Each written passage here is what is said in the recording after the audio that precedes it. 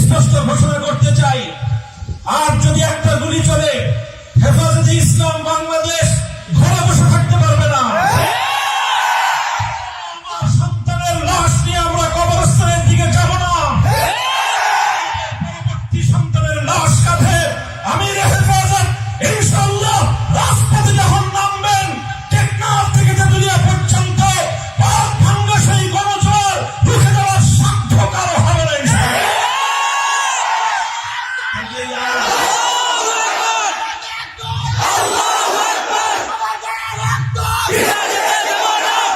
আলহামদুলিল্লাহ রাব্বিল আলামিন والصلاه والسلام على سيد المرسلين وعلى اله واصحابه اجمعين اما بعد اعوذ بالله من الشيطان الرجيم لقد ارسلنا رسلنا بالبينات وانزلنا معهم الكتاب والميزان ليقوم الناس بالقسط।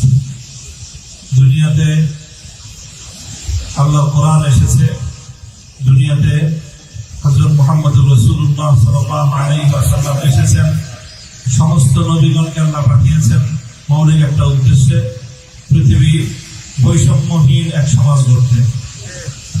কাজে আজকে বৈষম্যের বিরুদ্ধে যে ছাত্ররা মাঠে নেমে এসেছে, যে ছাত্র জনতা, আমি মনে করি এটা আল্লাহ পাক রব্বুল আলামিনের সেই ঐতিহাসিক নির্দেশনা বাস্তবায়নের একটি পদক্ষেপ।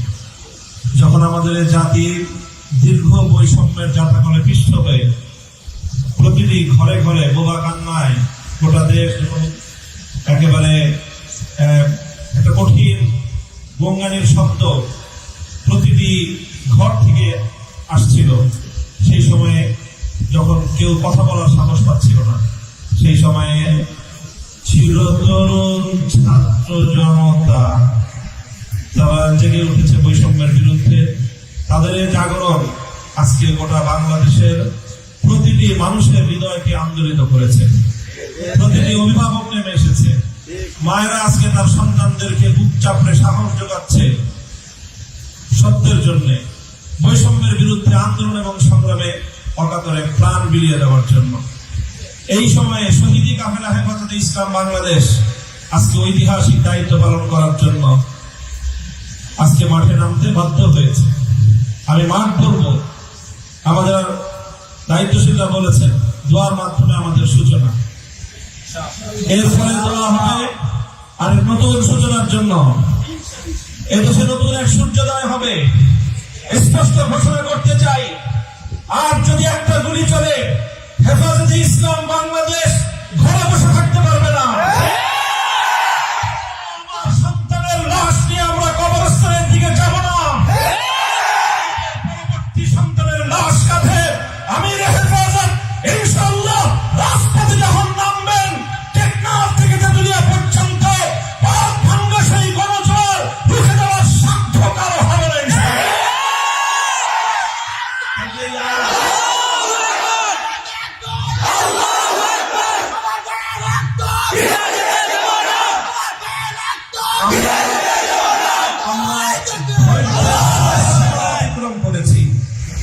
পরিস্থিতি এভাবে যদি চলতে থাকে, আর যদি আমাদের দেশের জনগণের নিরাপত্তার দায়িত্বে নিয়োজিত আইন শৃঙ্খলা রক্ষাকারী বাহিনী বুলেট যদি আর বন্দুকের নল থেকে আরেকটি বুলেট ছুড়ে, তাহলে বাংলাদেশের পরবর্তী গণ অভ্যুত্থান অবশ্যম্ভাবী হবে। সে অভ্যুত্থান রুখে দিতে কেউ পারবে না।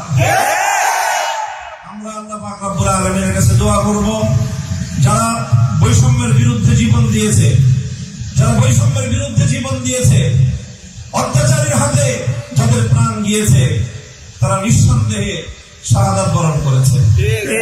কাজেই সেই শহীদদের আত্মার মাগফিরাত শুধু নয়, বরং শহীদদের শাহাদাতের কবুল হওয়ার জন্য আমরা দোয়া করবো আল্লাহর কাছে, এবং সেই শহীদদের উসিলায় আল্লাহ যেন আমাদের আগামী প্রজন্মকে এভাবে সকল বৈষম্য, জুলুম, অবিচার, অন্যায়ের বিরুদ্ধে রুখে দাঁড়াবার এক অদম্য সাহস যেন আল্লাহ পরবর্তী প্রজন্মের বুকে বুকে দান করেন।